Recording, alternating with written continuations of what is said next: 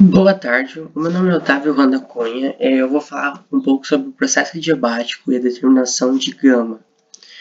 O que significa ser um processo adiabático? O processo adiabático ele consiste basicamente na não transferência de energia na forma de calor do seu sistema para as vizinhanças.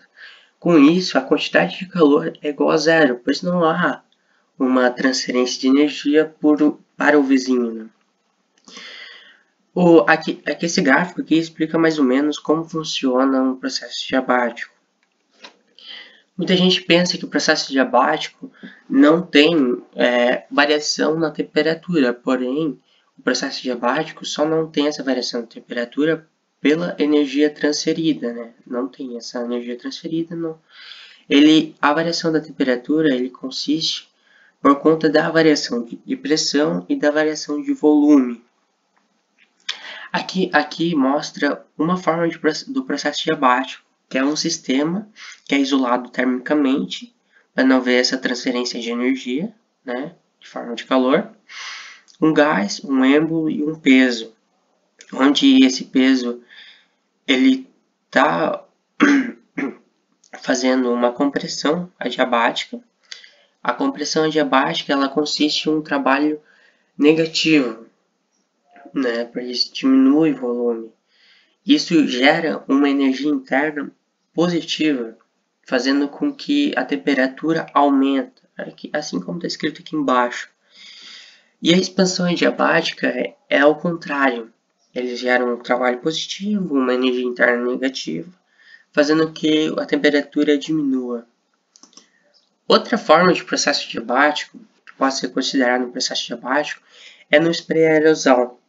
Como vocês já sabem, o spray aerosol tem um gás comprimido ali no recipiente, onde para comprimir ele tem uma determinada temperatura, né?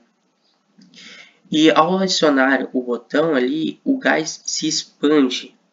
E esse é um processo tão rápido, que essa expansão é tão rápida que é considerado um processo diabático, pois vocês não sei se vocês já perceberam, mas a partir do momento que esse gás é espirrado e encosta na sua pele, você tem uma sensação de uma temperatura mais baixa, que é a temperatura que está ali no recipiente, né?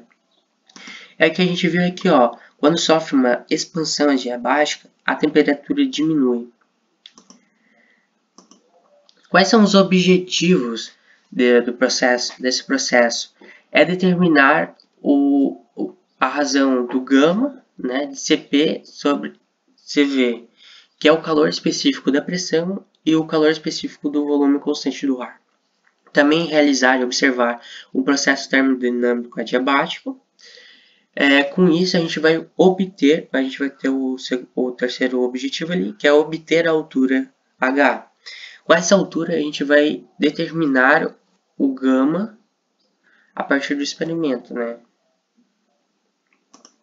Para a gente obter o primeiro objetivo, que é determinar a razão entre gama igual a CP/Cv, a gente vai utilizar a primeira lei da termodinâmica, que consiste na variação da energia interna sendo igual à variação da quantidade de calor menos a variação de trabalho. A variação da quantidade de calor é igual a zero, pois é um processo diabático.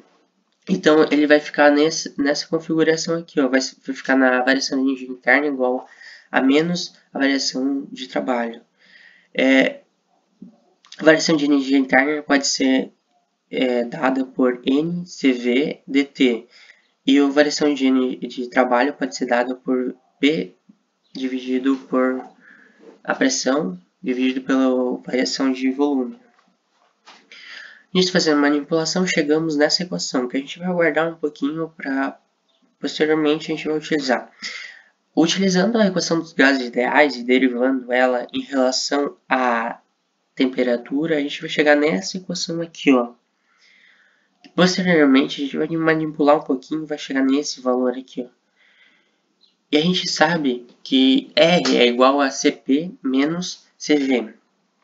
Isso é dito, isso é definido, né?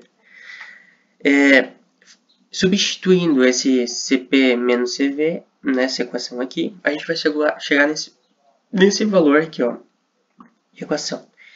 Nisso a gente sabe que N vezes variação de temperatura é igual a menos P sobre V vezes dV, né? Que a gente substituiu somente. Fazendo uma manipulação, a gente vai chegar nessa equação aqui, ó, que Cp vezes sobre Cv a gente vai isolar, que vai dar menos dP dividido por P. Isso tudo vai ser dividido por dV sobre V. Isso a gente define como sendo gama. Nisso a gente vai conseguir achar o gama, que vai ser Cp sobre Cv. Para determinar o gama pelo método de Clement-Desorbes, esse método que a gente vai utilizar no experimento, né? Ele consiste basicamente nesse gráfico aqui, ó, que vai pressão inicial, pressão final, volume inicial e volume final. Ele consiste nisso, que vai determinar essa equação aqui, ó, que o Clement-Desorbes eles começaram. Pressão inicial vezes volume inicial sobre gama é igual a pressão atmosférica vezes volume final sobre gama. Nisso a gente vai manipular, vai chegar nessa equação aqui. A gente sabe, a gente usa a constante de gases ideais, né? E vamos chegar nessas duas equações. Substituindo elas, a gente vai encontrar essa equação, que a gente vai pegar esse valor e vai substituir nessa equação aqui, ó, que vai dar essa equação aqui, ó. Nisso a gente vai aplicar o ln em ambos os lados, vai chegar essa equação aqui, ó. E a gente sabe como a gente vai utilizar o mamômetro em U, a gente vai determinar a pressão de acordo com essa equação que a gente já utilizou em Física 2, né? Que é para determinar a pressão em um tubo. Manipulando, a gente vai chegar que gama é igual a altura inicial dividido por altura inicial menos altura final. No experimento, a gente vai entender os equipamentos que consistem. Ele consiste em uma bomba, primeiramente, um recipiente e um mamômetro, né? E um bico tipo de bicicleta. Primeiramente, a gente vai esvaziar o bico aqui, ó. A gente vai esvaziar todo o ar que tem aqui, até a temperatura inicial aqui, ó, bater com a altura inicial aqui, ó, bater com a altura inicial aqui, no final. Batendo, a gente vai esperar 1 ou 2 minutos para que a temperatura do recipiente aqui, ó, a temperatura do sistema fique igual à temperatura do ambiente. E a gente vai marcar esses valores com uma caneta ou algo do tipo. Nisso a gente vai bombear, depois disso a gente vai bombear o ar aqui, ó. Aqui é uma determinada temperatura, aqui é uma determinada altura, né? Fazendo isso, a gente tendo cuidado para não vazar esse líquido aqui, ó, do mamômetro, a gente vai aqui a uma determinada altura. Esperamos 1 ou 2 minutos para a temperatura do sistema ser igual à temperatura do ambiente.